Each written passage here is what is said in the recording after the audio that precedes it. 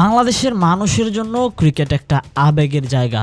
আবেগ দিয়ে কখনো কোনো কিছু হয় না তা হয়তো সবারই জানা। তাই হয়তো এই আবেগে গা ভাসানো ক্রিকেটাররা বাংলাদেশের ক্রিকেটে অর্জনে প্রতিবারই ব্যর্থ হয়ে এসেছেন। ব্যর্থতার পরিচয় দেওয়া ক্রিকেটাররা কখনো সে কথা স্বীকারও করেনি। কারণটা ওই একই, এখানে সবাই জানে ক্রিকেট সবার আবেগে মিশে আছে। যুবক থেকে বৃদ্ধ, চায়ের দোকান কিংবা খবরের পাতায় ক্রিকেটকেই যেন সবাই খোঁজে। তবে ভবিষ্যতে এই ব্যর্থতার দায় কে নেবে? সাকিব, তামিম, মাশরাফিদের সময় যে ফুরিয়ে গেছে। ভবিষ্যতের প্রদীপ এখন তামিম জাওয়াদদের হাতে। সে প্রমাণই দিচ্ছেন তারা। এশিয়া কাপে ভারতের সাথে ট্রফি নিয়ে ঘরে ফেরা যেন তারই প্রমাণ। পরের গল্পটা তো সবারই জানা। যুবাদের এমন পারফরম্যান্সে সবাই মুগ্ধ, কিন্তু তাদের দিতে হবে পর্যাপ্ত সুযোগ এবং সময়। সে ধৈর্য কি ভক্তদের আছে?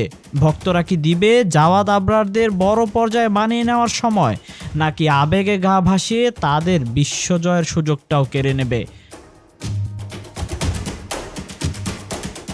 বলে রাখা ভালো, জাওয়াদ আবরার, তামিম, ইমন কিংবা মারুফ মৃধা তারা জানে কিভাবে নিজেকে শক্ত রাখতে হয় এবং ভবিষ্যতে বড় হতে এটাই যে সবচেয়ে বেশি প্রয়োজন। তাই নিজেদের মনোবল শক্ত করেই শ্রীলঙ্কার মাটিতে অমন দাপট দেখিয়েছেন বাংলাদেশের যুবারা। প্রথম ওয়ানডেতে হারের পর দ্বিতীয় ওয়ানডেতে জাওয়াদের সেঞ্চুরি, তৃতীয় ওয়ানডেতে বৃষ্টি বাধা হলেও চতুর্থ ওয়ানডেতে আবারও শ্রীলঙ্কার মাটিতে নিজের ব্যাটিং দেখালেন জাওয়াদ আবরার। বাংলাদেশিদের মধ্যে সবচেয়ে দ্রুততম সময়ে ওয়ানডেতে 2টি সেঞ্চুরি তুলে নেওয়া ব্যাটার এখন তিনি।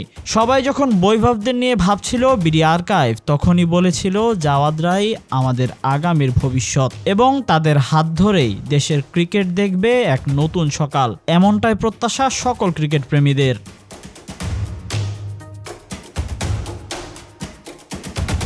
Tahsin Ahmed, BD archive.